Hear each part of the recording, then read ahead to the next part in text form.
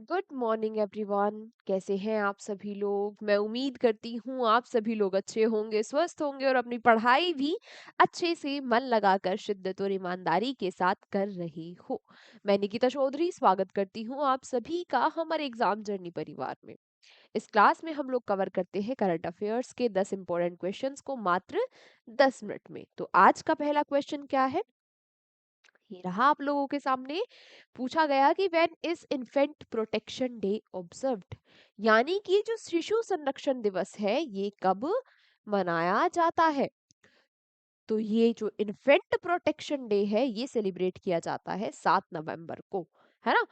कि भाई जो छोटे बच्चे हैं उनका हमें संरक्षण करना चाहिए, है ना, उनकी सुरक्षा रखनी चाहिए। इस बात के बारे में जागरूकता फैलाने के लिए ये दिन मनाया जाता है 7 नवंबर को। ठीक है। बात की जाए अगले क्वेश्चन की कि who will receive the first ever R K Laxman award for excellence. पहला आर के लक्ष्मण उत्कृष्टता पुरस्कार किसे प्रदान किया जाएगा।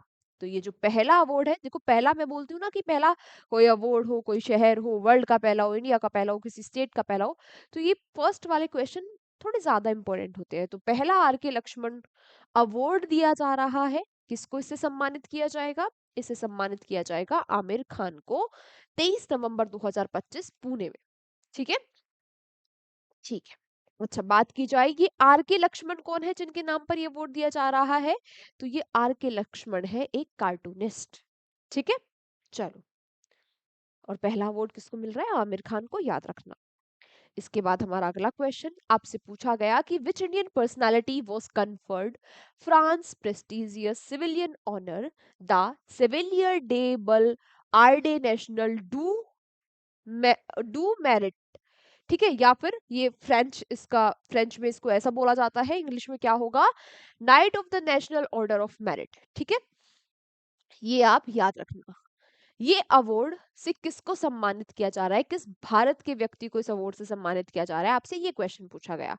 अवार्ड का नाम याद करने को मैंने क्यों बोला, क्योंकि हो सकता है आपसे ये डायरेक्ट ही क्वेश्चन पूछ लिया जाए कि भाई ये जो अवार्ड है ना, ये किस देश से संबंधित है, कहाँ का अवार्ड है। तो ये फ्रांस का है। किसको दिया जा रहा है? ये दिया जा रहा है सुनील कांत मुंजाल को। ठीक है। अच्छा, बात की जाए इनको क्यों ये अवार्ड दिया जा रहा है, क्योंकि उनका काफी कंट्रीब्यूशन है भारत और फ्रांस के रिश्तों को बेहतर बनाने के लिए, तो इसीलिए फ्रांस सम्मानित कर रहा है इनको अपने यहाँ के पुरस्कार से। नाम याद रखना अवार्ड का भी, और जिसको ये अवार्ड मिला है उनको भी। ठीक है। अच्छा, ये है कौन? ये चेयरमैन है हीरो एंटरप्राइजेस के। अगला, who recently won the women's singles title at the Chennai Open 2025 WTA 250। हाल ही में चेन्नई ओपन 2025 में,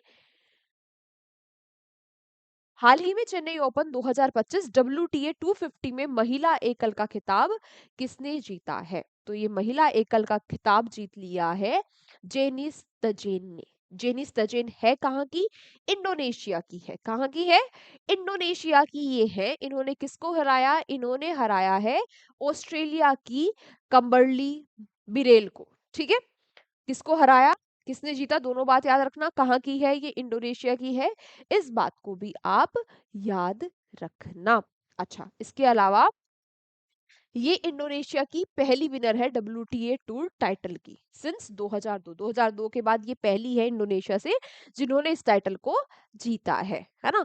हो सकता है आपसे कैसे क्वेश्चन पूछे, आपसे इस तरीके से क्वेश्चन पूछ लेगा कि भाई ये जो जेनिस है ये किस खेल से संबंधित है। ठीक है। ऐसा भी क्वेश्चन पूछ सकता है। तो टेनिस से अगला क्वेश्चन पूछा गया कि विच एडिशन ऑफ आकाशवाणी संगीत सम्मेलन इज बीइंग हेल्ड रिसेंटली।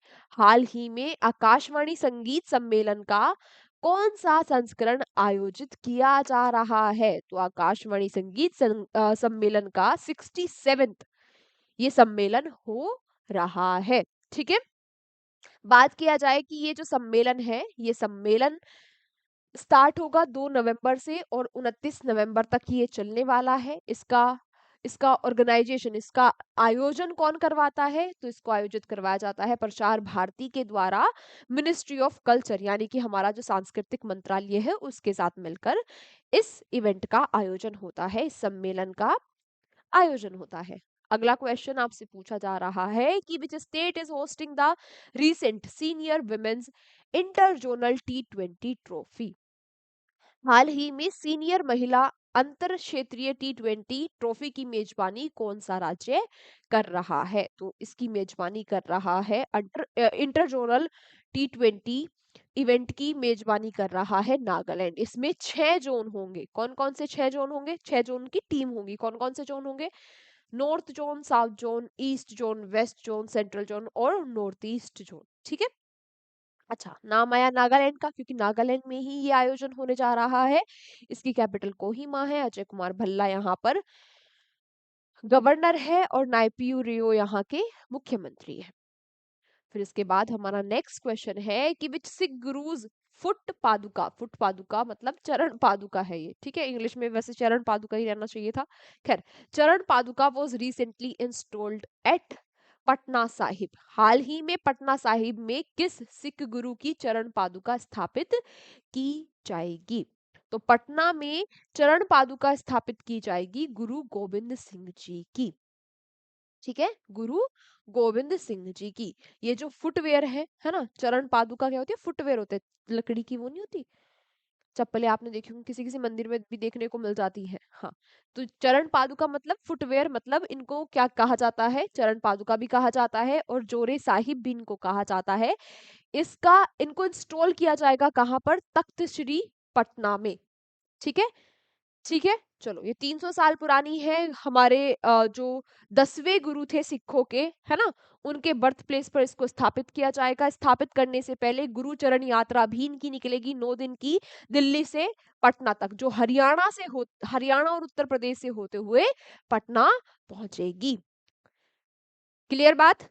चलो, फिर एक और हमारा क्वेश्चन आया कि which country recently become the first in the world to implement a generational ban on tobacco and vaping? हाल ही में कौन सा देश तंबाकू और वैपिंग पर पीढ़ीगत प्रतिबंध लागू करने वाला विश्व का पहला देश बन गया? तो ये विश्व का पहला देश बन गया है जिसने तंबाकू और वैपिंग प्रोडक्ट्स पर बैन ही लगा दिया, पीढ़ीगत बैन लगा दिया। ये देश बन गया है मोलदीव्स। मतलब कि ये पीढ़ीगत बैन क्या हुआ? मतलब कि हुआ, जो जो भी बच्चे जनवरी 1 2007 के बाद पैदा हुए हैं मोल्दीव्स में, ना तो वो ये ई सिगरेट हो गई या फिर कोई तंबाकू वगैरह हो गई, ना तो वो उनको खरीद सकते हैं, ना तो वो उनको बेच सकते हैं, है ना वो उनका यूज कर सकते हैं।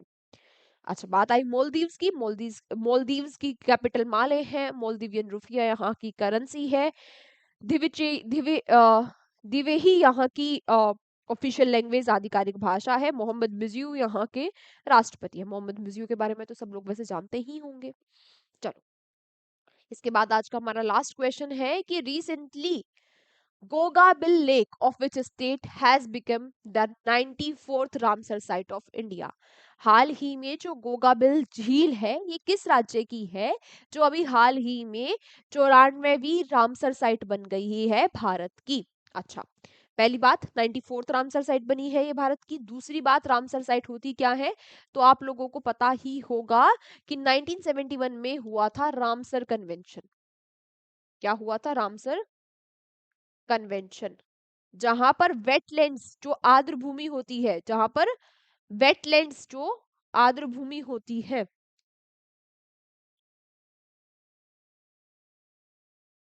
उनके कंजर्वेशन, उनके संरक्षण की बात की गई थी। ठीक है, तभी से एक लिस्ट बनाई गई जिसमें जिन भी वेटलैंड्स, आर्द्र भूमि का संरक्षण करना होता है, उनको इस लिस्ट में डाल दिया जाता है। तो भारत की 94th रामसर साइट बन गई है गोगाबिल झील। ठीक है, बात की जाए ये किस राज्य की है, तो ये राज्य की है बिहार।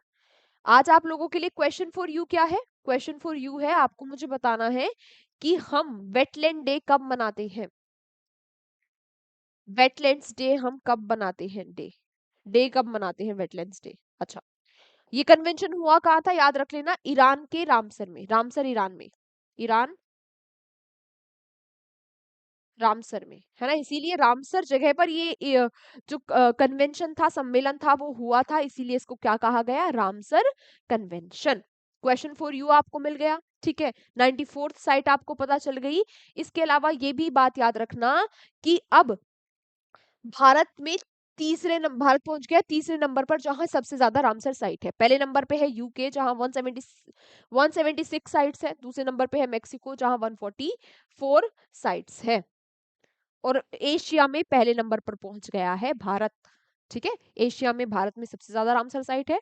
वर्ल्ड में तीसरे नंबर पर, तो पहले दो पर कौन है? यूके और मेक्सिको। बात समझ में आई? क्लियर? चलो आज की क्लास को यहीं तक रखते हैं। इसकी पीडीएफ आपको मिल जाएगी हमारे एग्जाम जर्नी के टेलीग्राम चैनल पर। वहां से जाकर आप पीडीएफ ले लेना। मिलते हैं आपसे कल की क्लास में। Take care, bye bye.